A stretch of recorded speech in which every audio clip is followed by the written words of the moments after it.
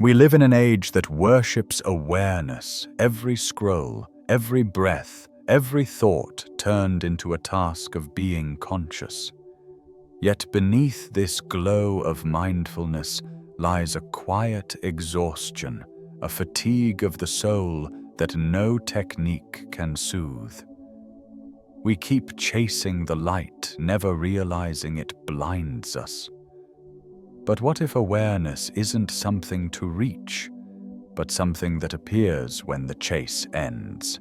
In this reflection, drawn from the philosophy of awareness and echoes of Jung's depth psychology, we'll explore a paradox that the very act of seeking truth is what keeps us from seeing it.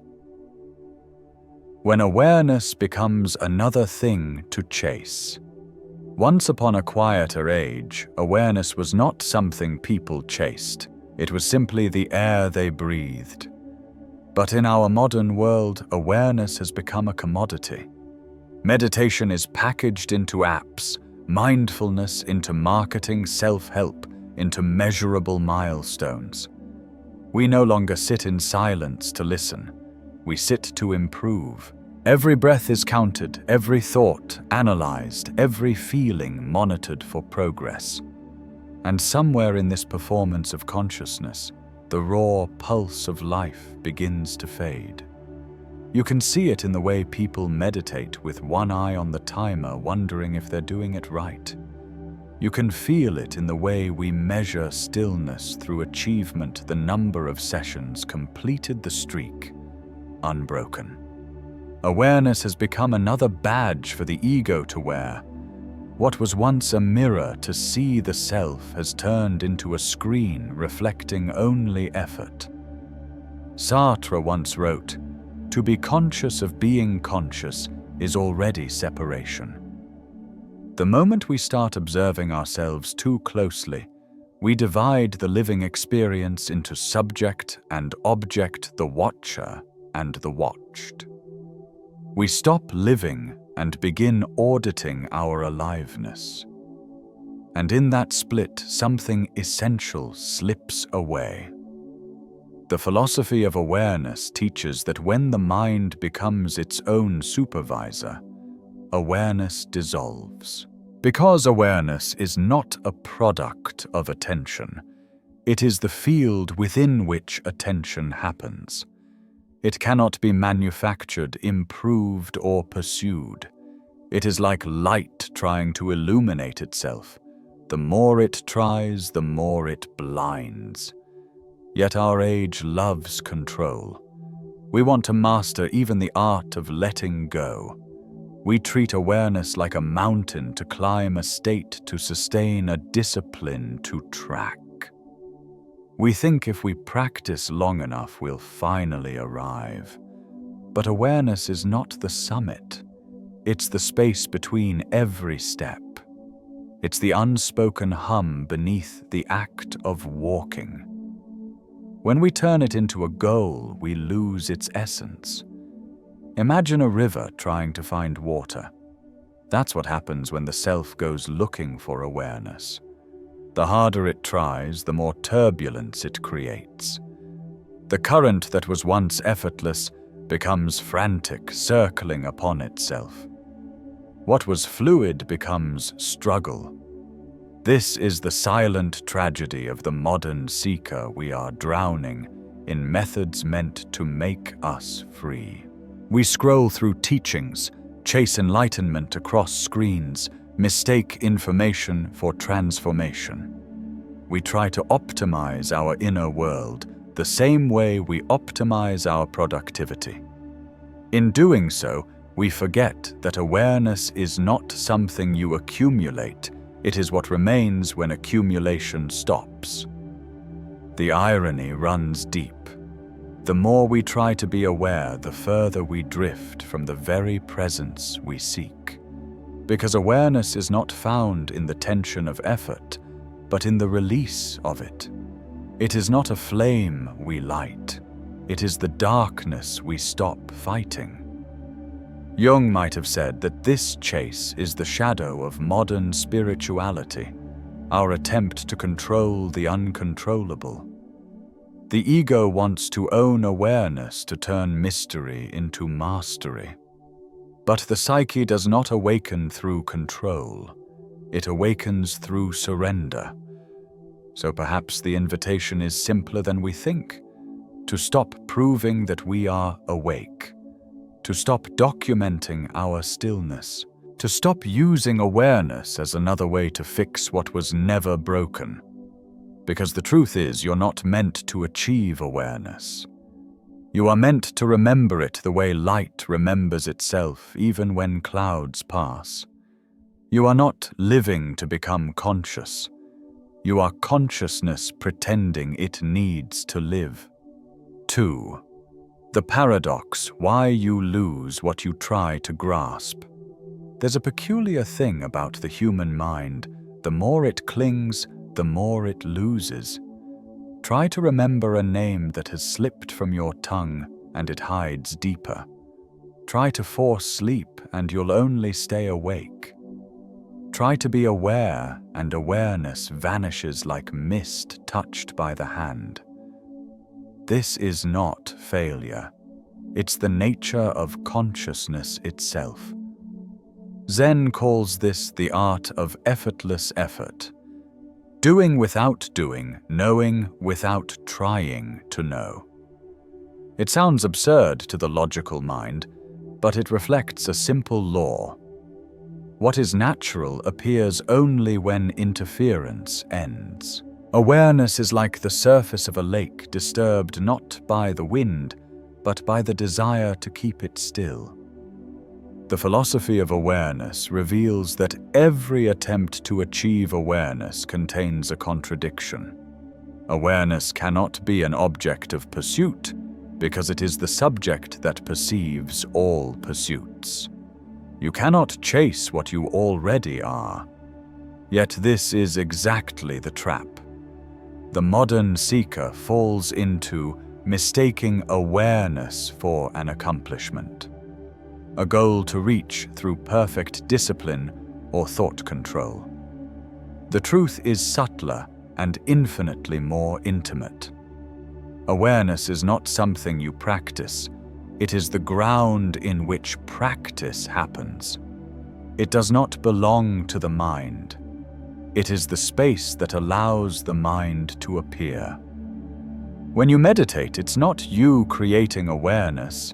It's awareness allowing meditation to occur. The paradox lies in this inversion. We think awareness is the reward for focus. In reality, focus is a movement within awareness. The river doesn't create water, it flows because of it. When you stop trying to hold awareness, something shifts.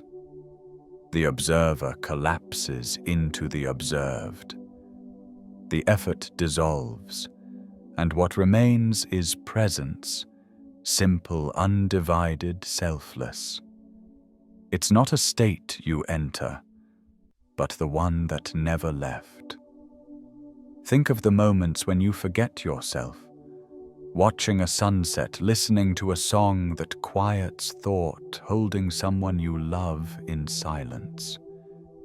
There's no you being aware in those moments. There is only awareness alive through you. The instant you notice it and say, I am aware, it slips back behind the curtain of effort. Jung understood this tension well. He wrote of the psyche's tendency to divide itself, to create an I who watches the me. The more we try to control the unconscious, the more it retreats. Awareness behaves the same way. It is not found by control, but by integration when the watcher and the watched cease to be two. This is the essence of the paradox. The harder you try to grasp awareness, the more it eludes you. Because every attempt reinforces the illusion that there is a separate you who can possess it. But awareness is not something you have. It's what you are. In that realization, striving softens.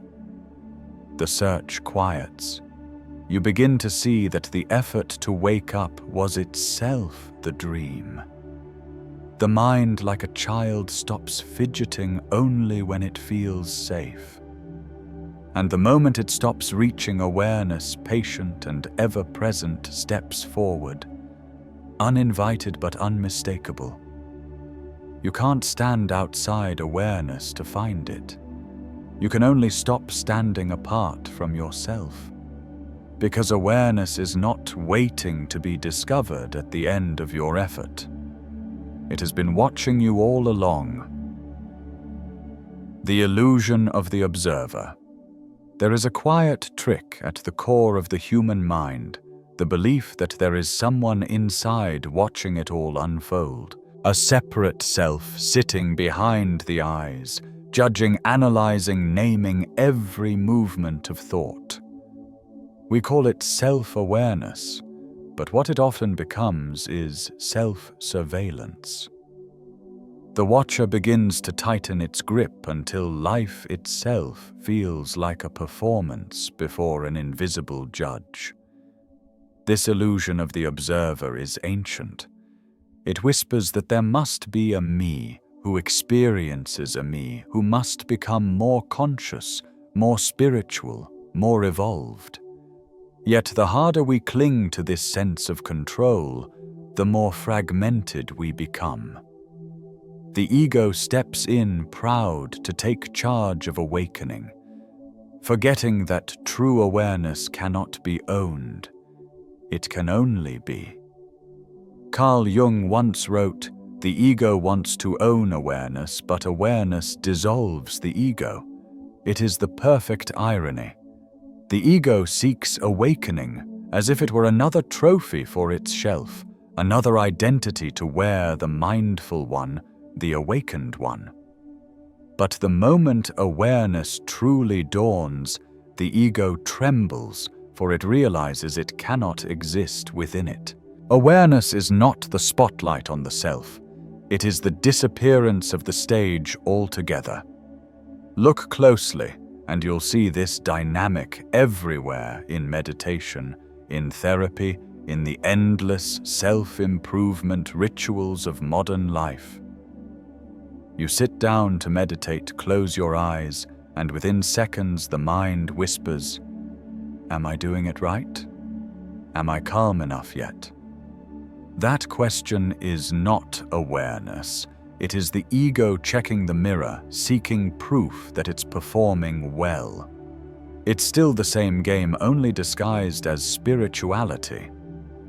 In the philosophy of awareness, this is called the self-referential loop, the mind observing itself and mistaking that observation for consciousness. But observation is not awareness. It is still thought moving in circles, trying to define what can never be defined. Awareness has no subject. It is not you observing yourself. It is the undivided field in which both the observer and the observed arise. The moment you label, measure, or judge the experience, the unity shatters into two. That split, subtle yet constant, is the root of human restlessness. Jung called it psychic division, the conflict between the conscious and the unconscious, between who we think we are and what we actually are. The ego insists on being the hero of the story, even in enlightenment. But awareness has no hero, no narrative. It simply is. When the observer dissolves, the story ends, and what remains is direct experience, unmediated, wordless whole. This is why the most profound moments of awareness feel strangely empty of identity. In a quiet walk at dusk, when the world glows and you forget your name, that is awareness. In the stillness after heartbreak, when there is nothing left to protect, that too is awareness. Not you being aware, but awareness being you. The problem arises when the ego returns and claims the experience I was so present just now. In that instant, the purity collapses. The observer has reappeared, eager to catalogue what can't be possessed.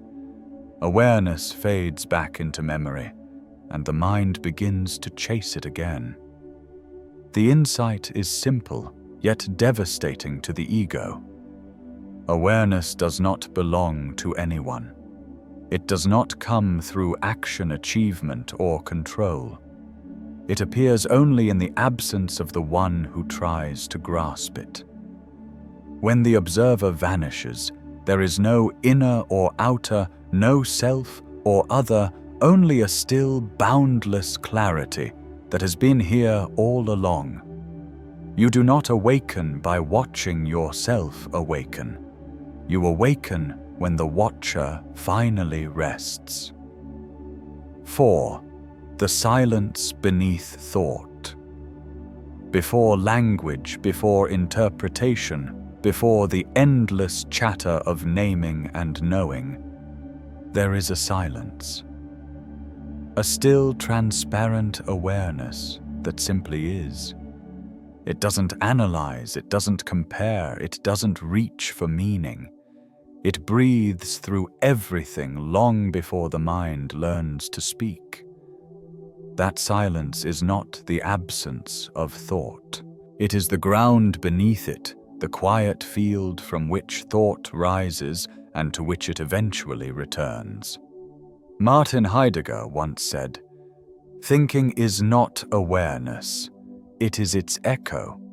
It's a haunting truth. Thought is not the source of consciousness, but its aftersound, the faint reverberation of something deeper." Awareness comes first. Thought only tries to describe what awareness already knows. The tragedy of the modern mind is that we've mistaken the echo for the origin.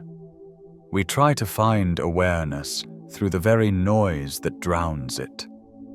You can sense this paradox in the simplest moments. You look at a sunset, and for a second there is only light. No commentary, no self, no boundary.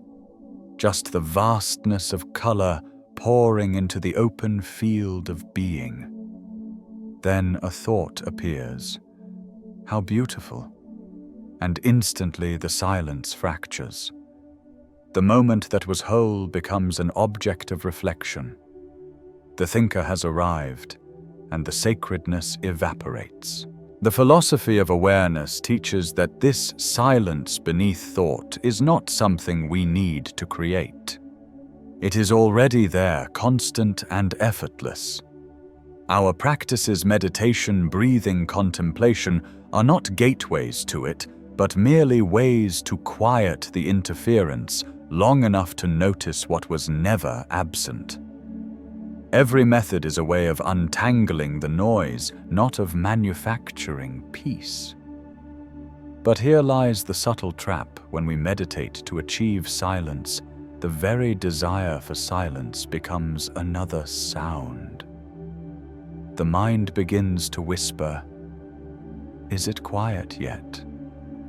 Am I doing it right?" And in that questioning, the stillness recedes again. True awareness doesn't arrive when thought stops. It reveals itself when the obsession with stopping thought fades. There's a difference between forcing the mind to be quiet and realizing that silence was never gone. The first comes from effort, the second from insight.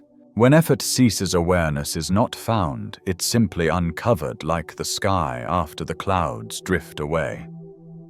Heidegger believed that language, though beautiful, often distances us from being itself. In the same way, thinking can only circle around awareness, but never touch its core. Words can describe light, but they cannot shine. Thought can explain consciousness, but it cannot be conscious. Awareness precedes all interpretation. It's the open space where meaning itself becomes possible. Try this for a moment. Listen to the sound around you. Don't name them. Don't say car, wind, bird. Just hear. Feel the texture of sound as it moves through you. That presence before labels arise is awareness. It's not thinking about sound, it's being sound. This is why all the great teachers from Lao Tzu to Krishnamurti point not toward achievement, but toward simplicity. The silence beneath thought is not reached through intensity, but through intimacy with the present. The more we try to capture it, the more it slips away. The more we relax into it, the more it reveals itself.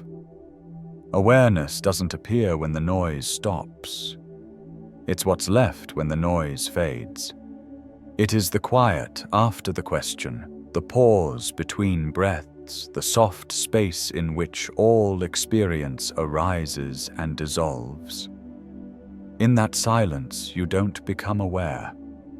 You remember that you never stopped being. 5. The seeker is the noise. Every spiritual journey begins with a whisper. I want to wake up. It sounds noble, a yearning for clarity, depth, truth. But beneath that noble whisper hides the same old ego dressed in white robes instead of armor. It's the same voice that once said, I want to be successful, or I want to be loved. Now it says, I want to be aware. The form has changed, but the vibration is the same, the need to become something. The philosophy of awareness reveals a quiet cruelty in this desire. For as long as you want to be aware, you are confirming the belief that you are not. The seeker is born the moment you imagine there is somewhere to arrive. And from that moment, peace becomes impossible. Kierkegaard once called this the despair of selfhood, the suffering of a being who endlessly tries to become itself. The ego, terrified of its own insignificance, transforms even awakening into a mission of becoming. It says, I will transcend my ego, not realizing that this too is ego speaking. Thus begins the most subtle form of self-deception, the spiritual chase that looks serene from the outside, but is driven by the same anxiety that fuels every other pursuit. You can feel it in the modern seeker's restlessness, hopping from teacher to teacher, method to method, collecting insights like trophies. The ego grows sophisticated. It learns the right language, quotes the right philosophers, performs humility as a kind of superiority. It doesn't seek awareness for freedom, but for validation to be the one who has awakened. But awareness cannot be possessed, and it cannot be performed. The moment you say, I am aware, you are already speaking from the noise. The real thing is quieter, more ordinary, almost invisible. It is the moment before the claim, the space in which the words, I am aware, even arise. In truth, the seeker is not searching for awareness. He is searching for permanence, something he can finally hold and call mine. Yet awareness has no edges, no ownership, no face to recognize. It cannot satisfy the ego's hunger for definition. And so the chase continues, louder and more desperate, until exhaustion sets in. This exhaustion is sacred, because at the end of every search comes a silence not born of success, but of surrender. When the seeker finally admits defeat, when every method, mantra, and effort collapses, something soft opens. The noise of wanting fades. The grasping hand relaxes. And in that moment, awareness appears not as a reward, but as what was always there. Jung hinted at this in his reflections on the self. He wrote that the ego's highest task is not to dominate consciousness, but to yield to it, to recognize that it was never the center. In that yielding, the illusion breaks. You realize you were not walking toward awareness. Awareness was walking through you. The paradox is complete. What you were chasing was never separate from you. The seeker was the noise, the movement, the tension that covered what was still all along. You mistook the searchlight for the sun. And now the seeking stops, not because you have found anything, but because there is nothing left to find. The silence is no longer a goal, it is home. That's when you realize the seeker was the noise all along. 6. The surrender awareness without effort. There is a moment late at night when you stop trying to fall asleep, and only then does sleep arrive. You surrender. The effort collapses, and the body does what it has always known how to do. Awareness works the same way. The harder you try to achieve it, the further it slips away. Only when the striving ends does the natural state return. This is what Lao Tzu meant by Wu Wei effortless action, what Krishnamurti later called choiceless awareness. It is not the awareness that selects, judges, or prefers. It is awareness without motive, silent, receptive, alive. It doesn't try to fix experience, it simply allows experience to unfold. When the mind stops classifying things as good or bad, success or failure, spiritual or unspiritual, it returns to its original balance.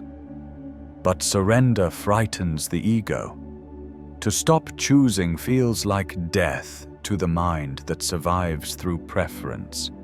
It fears that without effort, it will vanish into nothingness, and in a way it will. Yet that nothing is the very space where true awareness breathes. Surrender isn't collapse. It's the quiet recognition that there was never anyone in control. In the philosophy of awareness, effort is seen as the shadow of resistance. The very impulse to control, to direct, to manage the mind is born from the belief that something is wrong. But awareness is never wrong. It doesn't need to be improved or purified.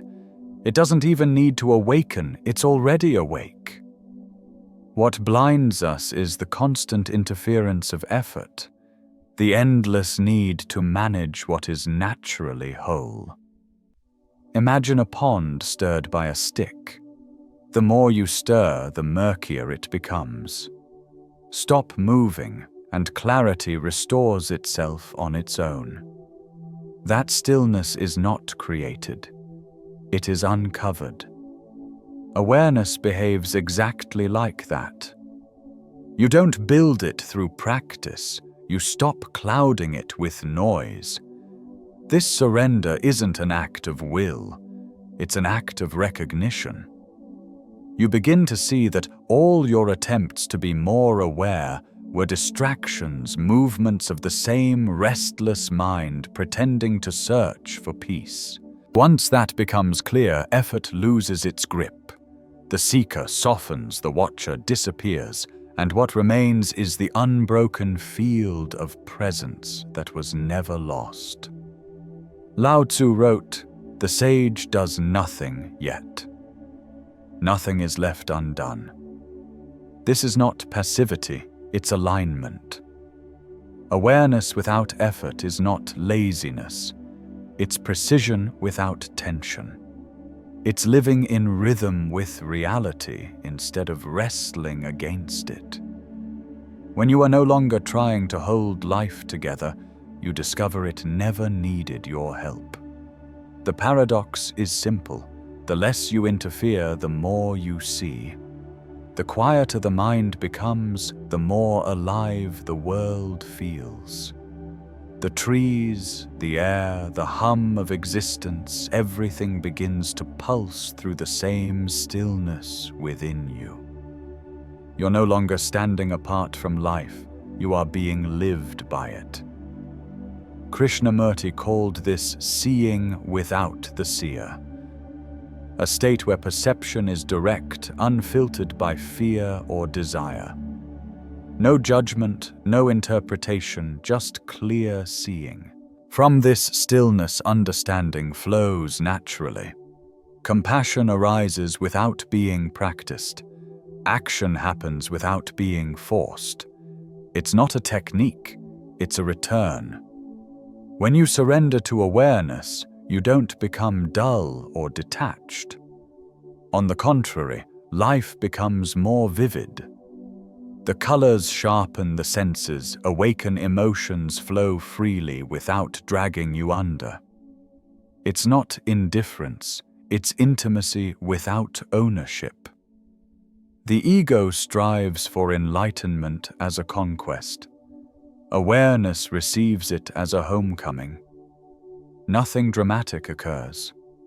No lights, no revelations, just a quiet ease, as if the world has stopped resisting you because you've stopped resisting it.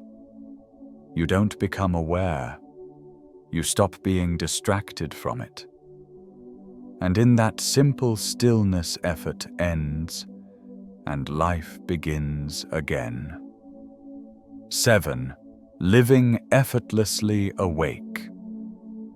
There comes a point in the inner journey when awareness is no longer a concept, a state to reach or a practice to maintain. It becomes the quiet rhythm of living itself. You stop searching for it the way one stops searching for air. It's already here everywhere, breathing you as much as you breathe it. This is what it means to live effortlessly awake. The philosophy of awareness does not ask for control or perfection. It asks only for remembrance, a gentle turning toward what is already whole. Awareness isn't an achievement of will, but a recognition of what never needed effort to exist. It's the space that allows effort, thought, emotion, and silence to all unfold naturally. To live in this state is not to withdraw from the world, but to meet it without tension. There's no need to analyze each moment, no need to improve or manage experience. You begin to live as awareness itself. Clear, responsive, unpossessive. Here are 3 simple invitations that return you to this natural state. When you notice yourself trying to understand more, stop for 10 seconds and just breathe. The mind loves to chase clarity, to turn every insight into a ladder toward the next. But awareness doesn't need your understanding. It is understanding. The moment you pause and breathe without trying to interpret the experience, thought loses its authority. In that short silence, awareness quietly reclaims its place as the ground beneath thought. It's not about suppressing thinking, it's about no longer worshipping it. 2. When you walk, look without naming anything. Don't call it tree, ski, or street. Just see. The moment you stop labeling the world, it begins to move differently. Fluid, immediate, alive. This is not detachment. It's intimacy without judgment. Awareness meets the world directly, not through the veil of language or habit. You realize that perception doesn't require interpretation. It flourishes in its absence. What remains is the pure texture of existence, untouched, wordless whole. 3. Before sleep, recall one moment in your day when you did nothing. It could be a glance out the window, the warmth of water on your hands, a brief silence before speaking. These pauses are not mistakes in productivity, they are doorways. In them, awareness shows itself most clearly because you have stopped trying to be someone. Remembering them before sleep reorients the mind toward stillness. You begin to trust that life unfolds perfectly even when you're not steering it. These are not techniques to master, but reminders to unlearn. They are not steps to becoming more aware, but ways of relaxing back into what is already awake within you. Living effortlessly awake means living without the friction of control. You still think, act, and feel, but the center of gravity shifts. You no longer identify with the thinker or the doer. Awareness watches thought arise and dissolve. Watches emotion pass through the body. Watches action flow naturally from insight rather than anxiety. Life becomes lighter, more fluid. Jung often spoke of individuation, the process of integrating the conscious and unconscious into a whole. Awareness is the completion of that process, not as an accomplishment, but as a homecoming. You are no longer divided between the one who experiences and the one who evaluates the experience. They merge into one quiet presence. You may still stumble, still feel pain or confusion, but now you understand these too happen within awareness, not to you. There is no need to escape or transcend anything.